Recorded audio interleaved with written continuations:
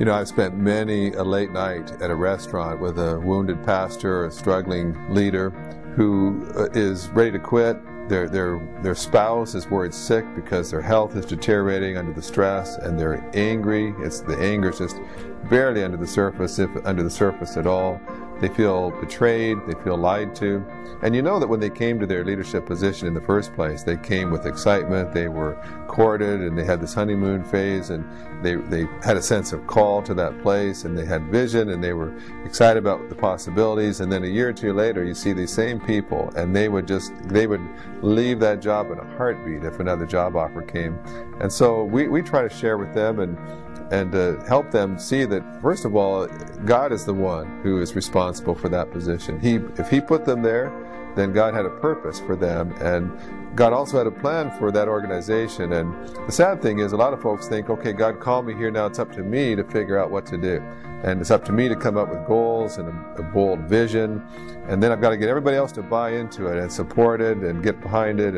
And when people don't, and when people criticize them and resist them, then all of a sudden it's, well, wait a minute, I thought God wanted me to be here. Why are things not working out? And why aren't people embracing this? This is going to honor God.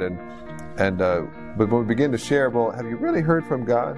Do you really know what God put you here for?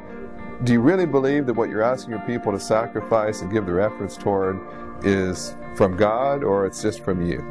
And quite frankly, people's lives are far too precious to invest them simply trying to make your goal successful. They do want to invest their life in something that matters to God. And could you look your people in the eye and say, what I'm asking you to do and sacrifice for came from God, and He will bless you if you give your efforts to it? Or is it simply something that came from you? And it's been wonderful to watch the light come on in people's faces when they begin to realize, you know what, I have no confidence what I'm pushing on my people is from God. I spent no time seeking Him. It just made sense to me. It just seemed like the common thing to do. Everybody's got a vision. I came up with mine.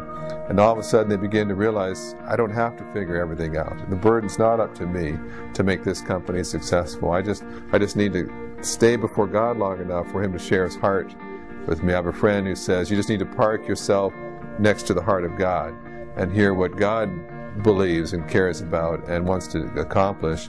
And then you begin to just step at a time, do what God tells you to do. It's one of the most freeing things in all the world, to go home at the end of the day and know that all you had to do was just the next thing God told you to do. And you don't have to worry about tomorrow. You don't have to figure tomorrow out. You just have to keep doing the next thing that the God who already knows tomorrow tells you to do.